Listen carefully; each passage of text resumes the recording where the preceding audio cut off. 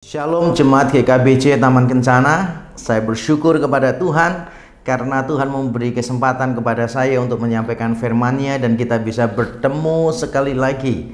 Walaupun di dalam suasana yang berbeda, kita tidak bisa bertatap muka langsung, tapi saya percaya itu tidak akan mengurangi sukacita kita. Karena kita tahu bahwa kita dipersatukan oleh Kristus dan Roh Kudus bekerja di tengah-tengah kita. Dan kita akan mendengarkan firman Tuhan. Saya mengundang kita semua untuk menundukkan kepala kita, berdoa, memohon pimpinan Roh Kudus atas kita. Mari kita berdoa.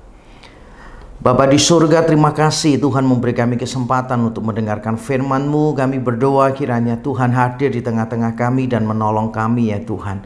Kiranya Engkau dengan segala anugerah-Mu membukakan pikiran kami, membukakan hati kami, supaya kami bisa memahami firman-Mu tanpa keliru dan menerimanya dengan lemah lembut. Kami sungguh berdoa kiranya Roh Kudus bekerja melampaui keterbatasan, kelemahan, dan keberdosaan kami semua. Baik hamba-Mu yang menyampaikan maupun umat-Mu yang mendengar. Kami menyadari kami sangat membutuhkan Tuhan. Karena itu kami berdoa kiranya Engkau berkenan berbicara kepada setiap kami. Kiranya nama-Mu dimuliakan dan hati-Mu disenangkan. Kiranya Injil Yesus Kristus yang benar dan menyelamatkan diberitakan sejelas-jelasnya di antara kami. Terima kasih Tuhan, kami bersyukur kepadamu. Di dalam Kristus Yesus Tuhan kami berdoa dan kami mengucap syukur. Amin, amin.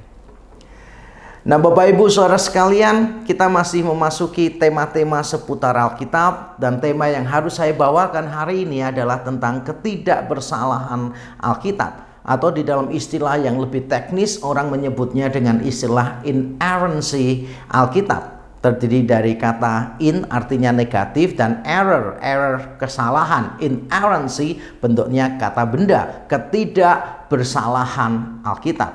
Nah beberapa orang mencoba untuk membedakan dua istilah, infallibility dan inerrancy. Katanya sih terjemahannya ketidakkeliruan dan ketidakbersalahan Alkitab. Ada yang membaginya kalau infallibility berkaitan dengan ide, kalau inerrancy berkaitan dengan kata-kata. Tapi menurut saya pembedaan semacam itu tidak terlalu berguna. Dan untuk khotbah kali ini kita tidak akan membedakannya. Kita akan memberi payung yang lebih luas. Ketika kita berbicara tentang inerrancy, berarti kita berbicara ketidakbersalahan, baik secara ide, secara kata, maupun secara fakta. Dan kita ketika membahas tentang ketidakbersalahan Alkitab, kita harus memulai dengan satu teks yang terkenal sekali, yaitu 2 Timotius pasal yang ketiga. Tapi sayangnya ketika saya sudah mempersiapkan teks itu, saya mencoba untuk menonton beberapa rekaman ibadah GKBC Taman Kencana yang lalu. Saya mendapati bahwa Pendeta David sudah membahas tentang teks itu. Dan pembahasannya menurut saya sudah cukup baik. Sehingga saya malah berencana untuk memutar ulang rekaman itu sekarang dan saya tinggal menutup khotbah saya dengan doa. Nah tentu saja saya diundang bukan untuk itu. Nah saudara, 2 Timotius 3 memang merupakan ayat yang paling jelas, salah satu yang paling jelas selain 2 Petrus 1 yang mengajarkan tentang ketidakbersalahan Alkitab. Karena di sana ditegaskan bahwa Alkitab ditulis oleh Allah sendiri melalui tangan manusia. Allah lah yang menafaskan setiap tulisan di dalam Alkitab, dan Roh Kudus mendorong para penulis Alkitab untuk menuliskannya. Sehingga pengilhaman inilah, karya Allah inilah yang membuat Alkitab menjadi berotoritas karena berasal dari Allah sendiri, dan membuat Alkitab tidak mengandung kesalahan karena Allah adalah Allah yang adil dan Allah yang benar. Nah hari ini kita akan membahas dari teks yang berbeda. Tapi sebelum kita membaca teks itu, saya ingin mengingatkan kita bahwa ketika kita berbicara tentang Alkitab, maka tidak semua orang menerima Alkitab. Orang-orang di luar kekristenan jelas menolak Alkitab. Walaupun ada beberapa penganut agama yang di sebelah mengatakan mereka menerima Taurat, mereka menerima Injil, mereka menerima Mazmur, tapi penerimaan mereka jelas berbeda dengan kita menerimanya. Orang-orang yang di dalam kekristenan sendiri pun juga meragukan, tidak semuanya menerima Alkitab sebagaimana kita menerimanya. Paling tidak kalau saya mendapati ada 3 area yang dipersoalkan oleh banyak orang tentang Alkitab. Yang pertama adalah tentang kebenaran Alkitab. Apakah Alkitab benar? Apakah Alkitab yang kita percayai mengandung kebenaran? Itu menjadi pertanyaan penting. Karena beberapa orang menganggap Alkitab mengandung kekeliruan. Mereka mengatakan bahwa di dalam Alkitab ada kontradiksi. Mereka mengatakan bahwa rujukan historis di dalam Alkitab beberapa tidak bisa dibuktikan oleh arkeologi maupun sejarah kuno. Ada yang mengatakan bahwa Alkitab mengatakan sesuatu yang tidak sesuai dengan fakta. Jadi mereka meragukan kebenaran Alkitab. Ada juga yang meragukan relevansi Alkitab. Jadi mereka mungkin berkata Alkitab benar, mungkin yang diajarkan Alkitab benar, tapi mereka bertanya, tapi apa relevansinya Alkitab dengan hidup kita sekarang? Karena terbentang masa yang begitu jauh antara Alkitab dengan kita. Ada banyak buku saja kalau sudah lebih dari 50 tahun, kebanyakan sudah tidak bisa dianggap relevan lagi. Ada banyak hal yang berubah dan beberapa orang mengatakan walaupun Alkitab mengatakan sesuatu yang benar, tapi belum tentu mengatakan sesuatu yang relevan. Nah, masih ada persoalan lain lagi. Ada orang yang berkata begini, sekalipun benar, sekalipun relevan, tetapi apakah Alkitab itu mengandung otoritas atas hidup kita? Apalagi kalau dikatakan apakah Alkitab itu mengandung otoritas untuk orang-orang lain di luar kekristenan. Jadi mereka mempertanyakan sebetulnya, kalaupun Alkitab itu benar dan kalaupun yang diajarkan Alkitab itu applicable untuk sekarang, mereka tetap bertanya, apakah Alkitab masih otoritatif dalam kehidupan kita? Bukankah sudah ada banyak hukum-hukum asasi manusia yang diwujudkan dalam bentuk berbagai macam perundang-undangan? Bukankah ada banyak etiket yang dihasilkan oleh manusia? Mengapa kita harus bersandar pada Alkitab? Sejauh mana Alkitab berotoritas di dalam hidup kita? Nah, tiga hal tadi sebetulnya sangat berkaitan sekali. Kalau kita memahami bahwa Alkitab adalah datang dari Allah, maka kita seharusnya mengakui otoritasnya dan mengakui kebenarannya. Karena dari Allah ya berotoritas, karena dari Allah yang adil dan benar, ya pasti kebenarannya nyata di sana. Dan kalau memang dia berotoritas dan kalau memang dia benar, maka dia akan selalu benar dan berotoritas sampai kapanpun. Itu bicara tentang relevansi. Nah, hari ini kita lebih fokus kepada masalah inerrancy sebagaimana kita sudah melihat di awal khotbah saya. Judulnya memang tentang ketidakbersalahan Alkitab. Tetapi saya ingin kita melihatnya dalam perspektif tiga tadi. Ada kebenaran, ada relevansi, dan juga ada otoritas Alkitab. Dan saya sekarang akan mengajak kita untuk membaca teks kita hari ini. Hanya 2 ayat saja. Mari kita membaca Matius pasal yang kelima ayat 17 dan 18. Mari kita membaca yang demikian. Janganlah kamu menyangka bahwa aku datang untuk meniadakan hukum Taurat atau kitab para nabi.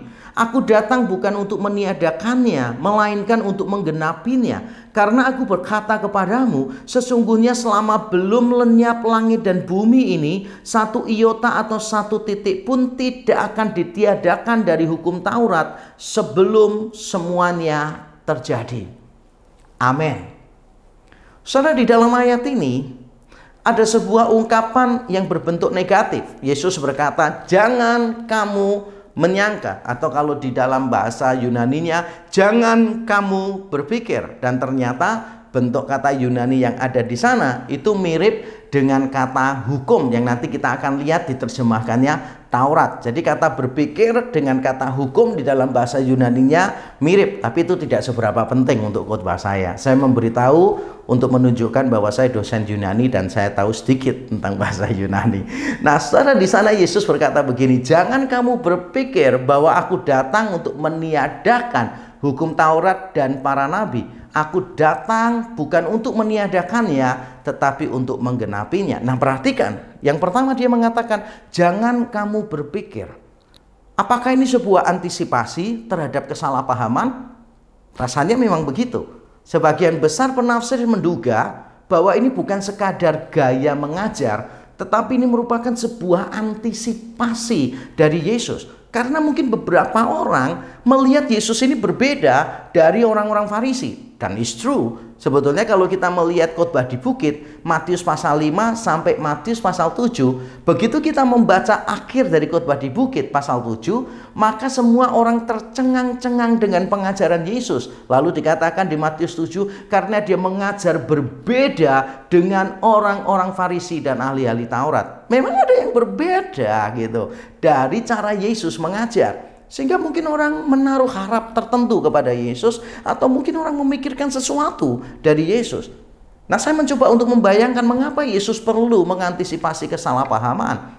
Mungkin banyak orang berpikir begini, Yesus itu sering berbeda pendapat tentang pelaksanaan hukum Taurat dengan orang Farisi dan dengan ahli-ahli Taurat. Kita tahu bersama, Yesus berdebat seputar menghormati hari Sabat, seputar mencuci tangan sebelum makan, dan sebagainya, dan sebagainya. Dia sering terlibat perdebatan tentang aplikasi ketaatan Taurat. Dan mungkin orang berkata, apakah Yesus ini mau meniadakan hukum Taurat dan seluruh perintah Allah di dalam Alkitab?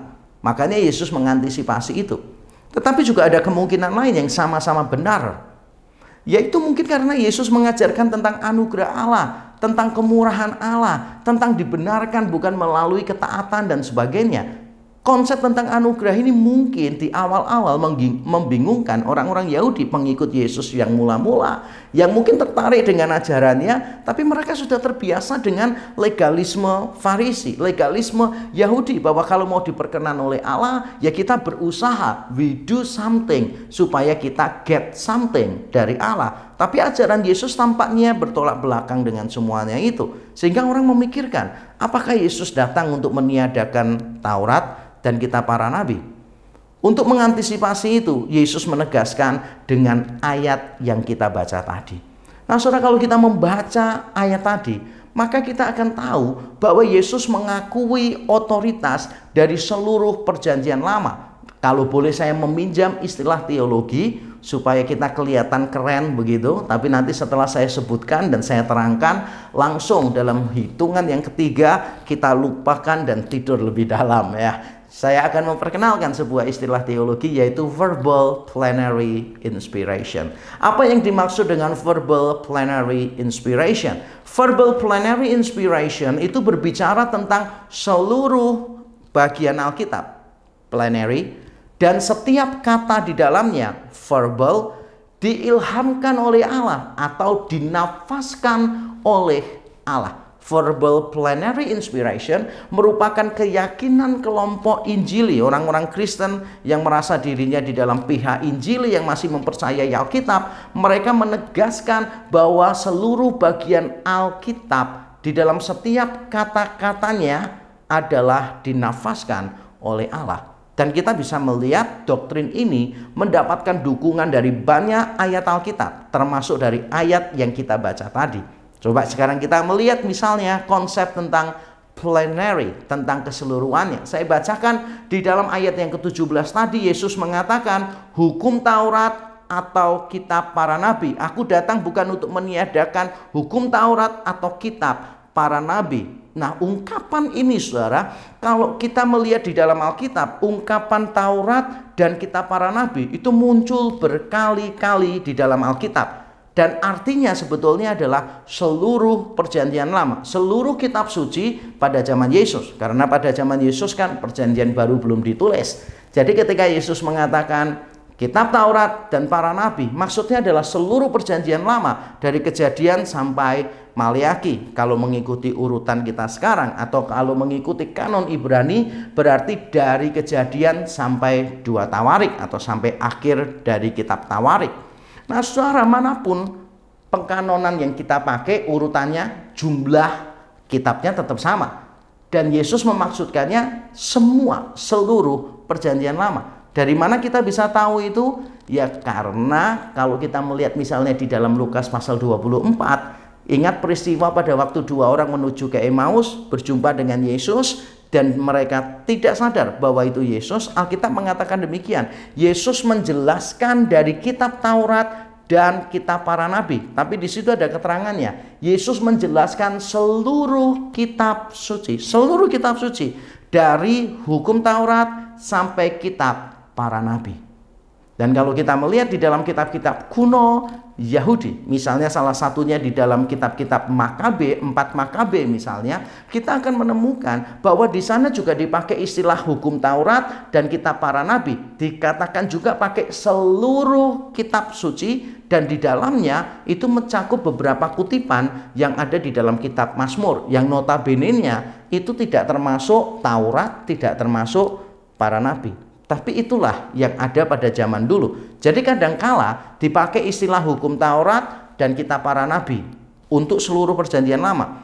Tapi kadangkala dipakai hukum Taurat, kitab para nabi, dan Mazmur. Itu juga muncul di Lukas pasal 24. Jadi apapun ungkapannya, artinya tetap sama, yaitu seluruh kitab di dalam perjanjian lama, di dalam kitab suci orang-orang Yahudi. Atau kalau boleh kita mengingat di dalam 2 Timotius 3 dikatakan segala tulisan pasagrafe dalam bahasa Yunani itu merujuk kepada kitab suci, setiap bagian dari kitab suci.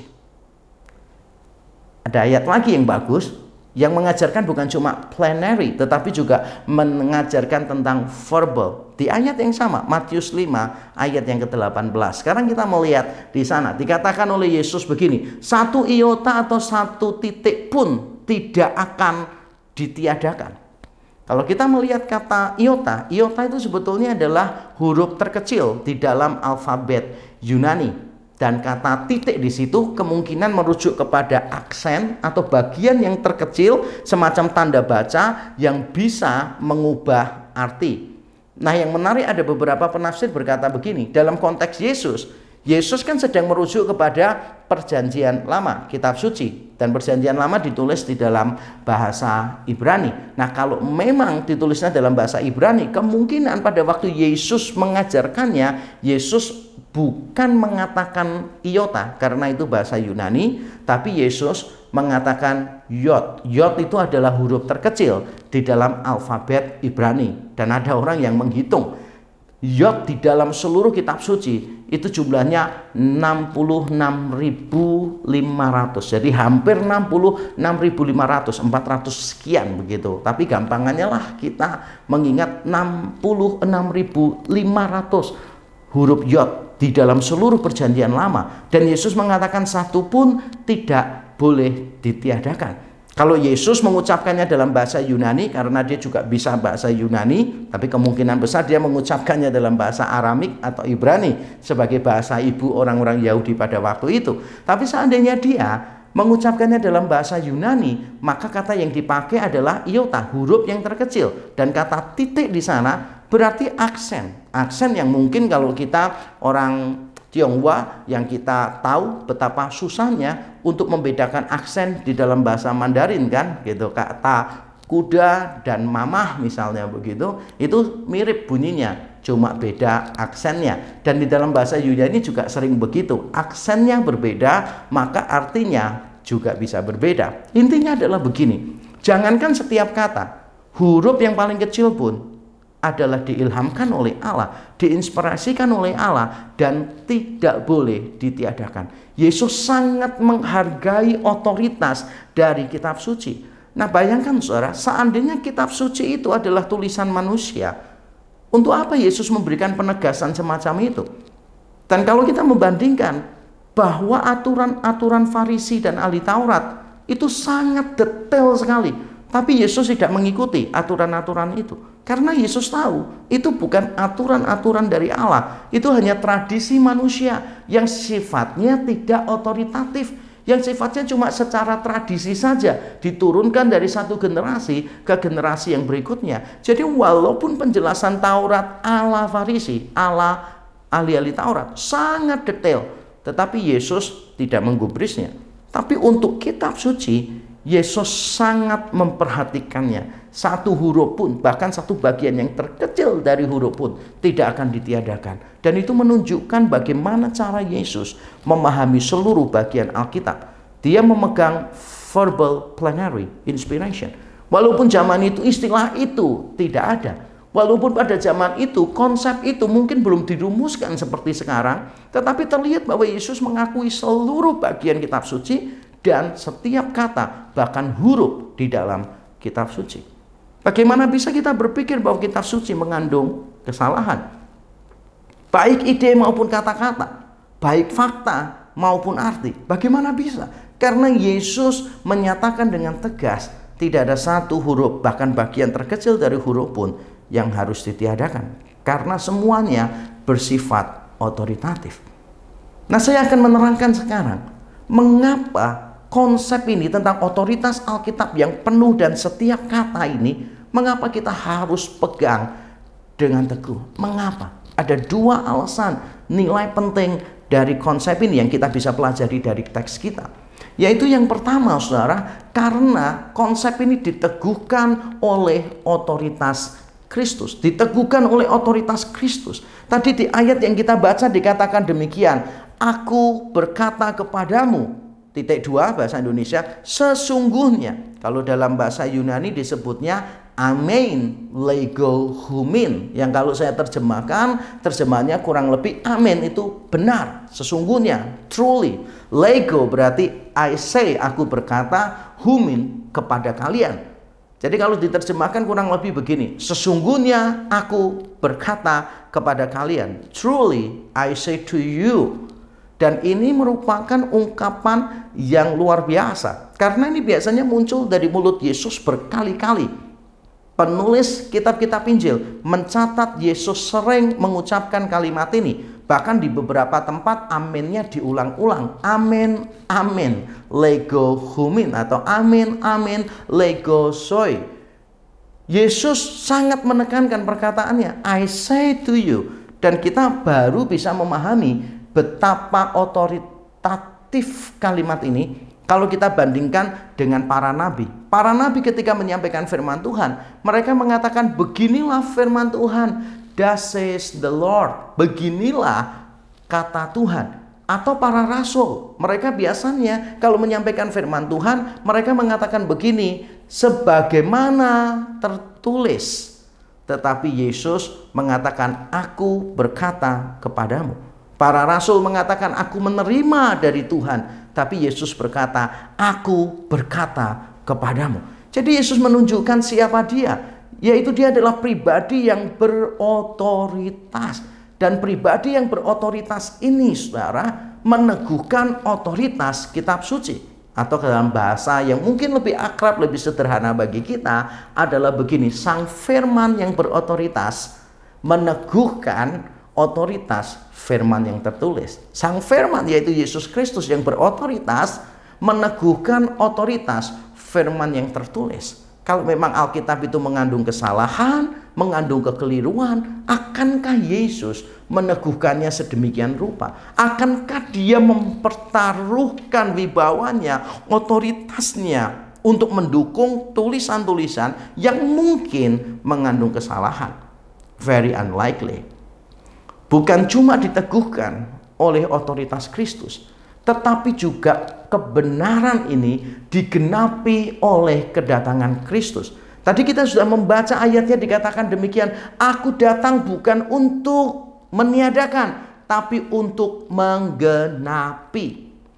Kata aku datang di sini sering muncul di dalam kitab Injil. Nah, mungkin kita tidak perlu menafsirkan terlalu jauh, seolah-olah kalau datang itu datang dari surga ke dunia, begitu berarti ini menunjukkan Yesus itu Allah. Ya, mungkin kita tidak perlu menafsirkan seperti itu, walaupun ada kemungkinan itu benar. Walaupun kita percaya Yesus adalah Allah, tanpa ayat ini pun kita udah percaya Yesus Allah. Tapi mari kita mengambil penafsiran yang paling minimal lah, begitu. Kita memikirkan bahwa kata aku datang untuk menunjukkan tujuan dari inkarnasi Yesus ke dalam dunia. Jadi seluruh hidup Yesus itu ditujukan untuk tujuan tadi. Ada beberapa tujuan tentu saja. Salah satunya ini, dan ini muncul pertama kali di dalam Injil Matius.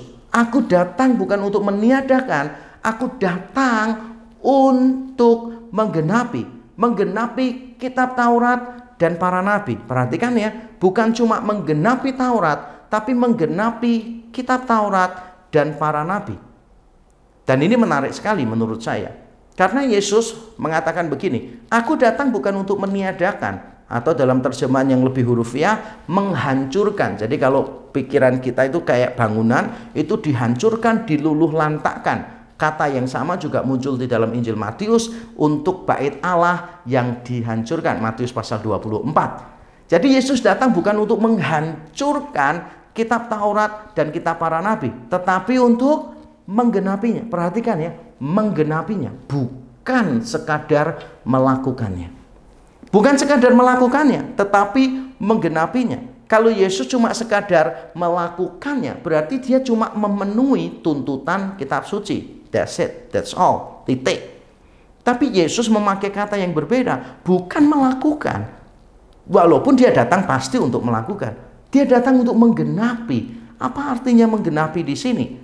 Para penafsir Alkitab berbeda pendapat, tetapi menurut saya kalau kita melihat Injil Matius dengan teliti, maka kita akan menemukan, misalnya tidak usah jauh-jauh lah, kita membaca Matius pasal 1 dan pasal 2, maka kita akan menemukan pengulangan-pengulangan kalimat seperti ini. Hal itu terjadi untuk menggenapi, supaya genaplah yang dikatakan oleh Nabi X, yang dikatakan oleh Nabi Y, dan seterusnya. Dan itu muncul berkali-kali di dalam Injil Matius. Dan Injil Matius juga memuat kutipan-kutipan penggenapan perjanjian lama, walaupun tanpa pengantar tadi.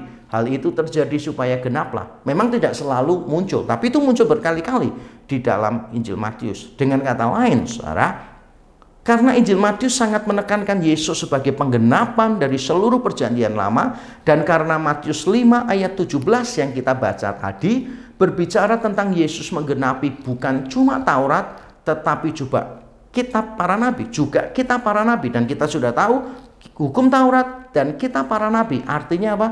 Seluruh kitab suci.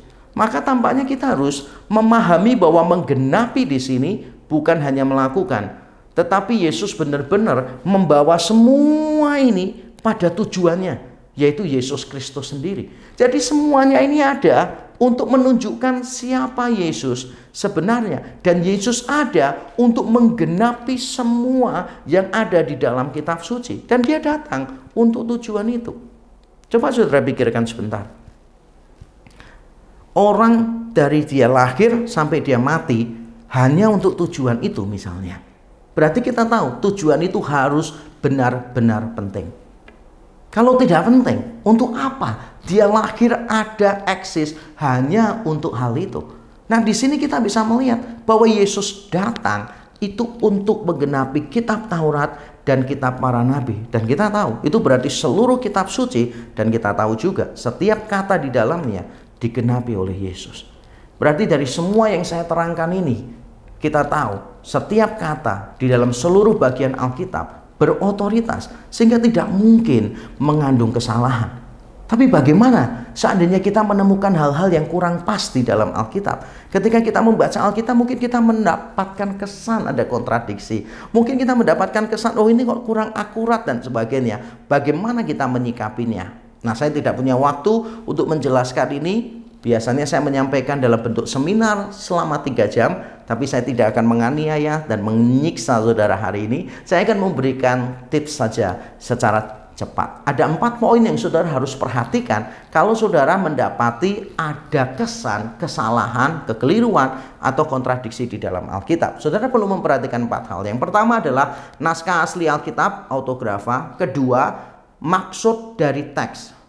Yang ketiga adalah data yang lengkap. Yang keempat adalah ujian akurasi yang adil. Apa maksudnya? Saya terangkan dengan cepat sebelum saya akan menutup dengan doa. Maksudnya begini, saudara.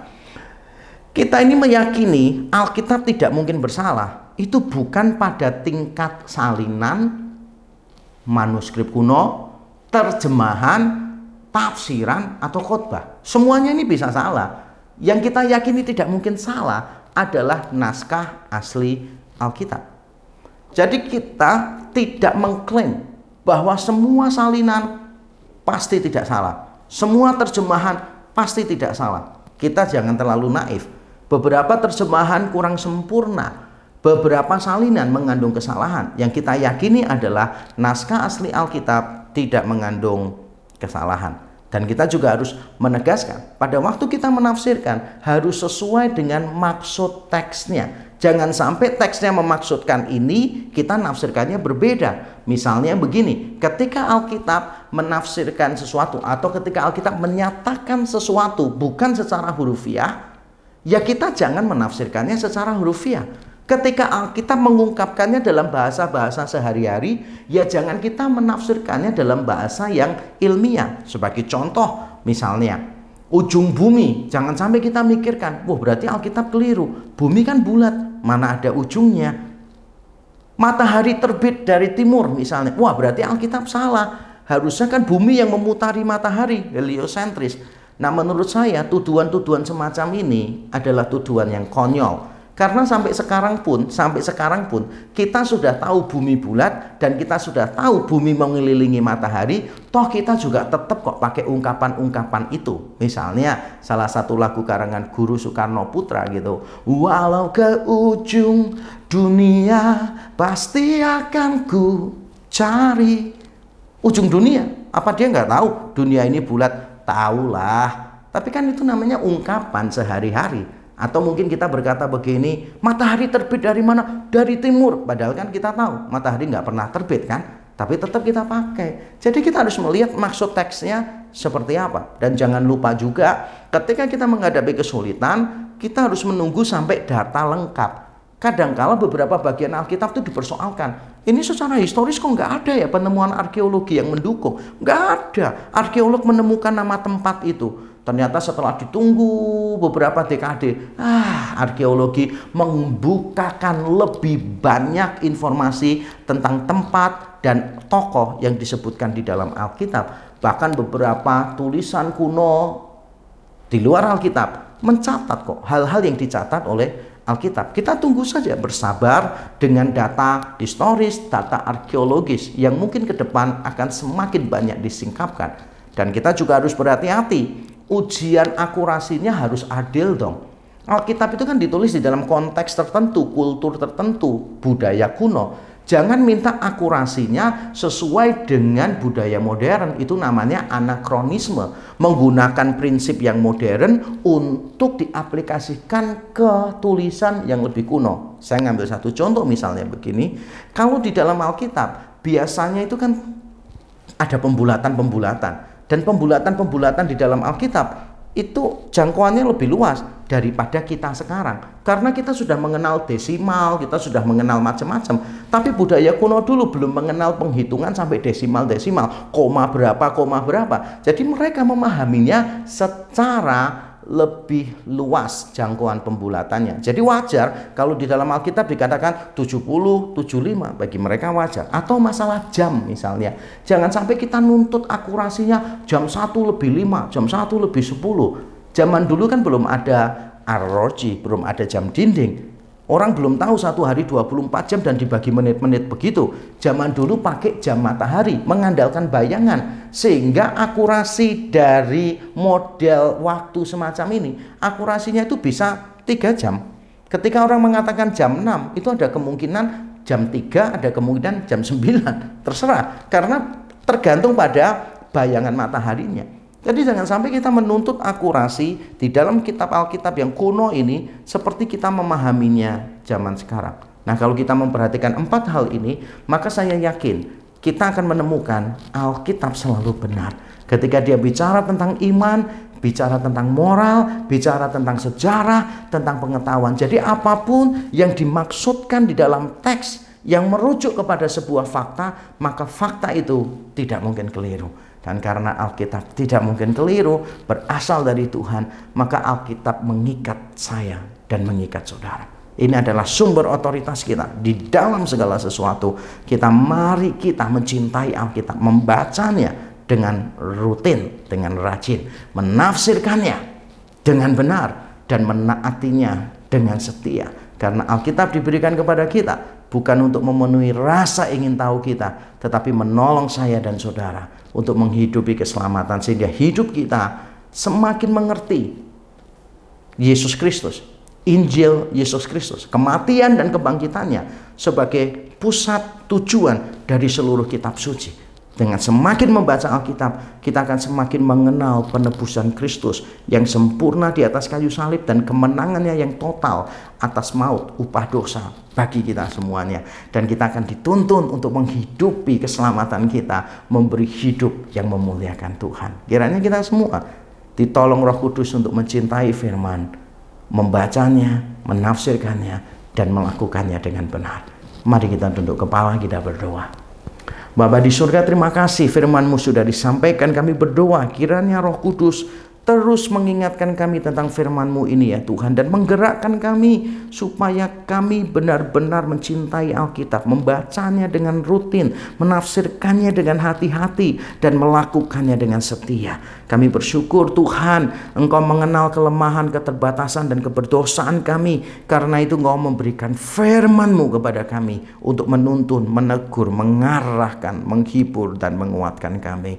Terima kasih di dalam Kristus Yesus Tuhan. Kami berdoa dan kami mengucap syukur. Amin. Tuhan memberkati kita.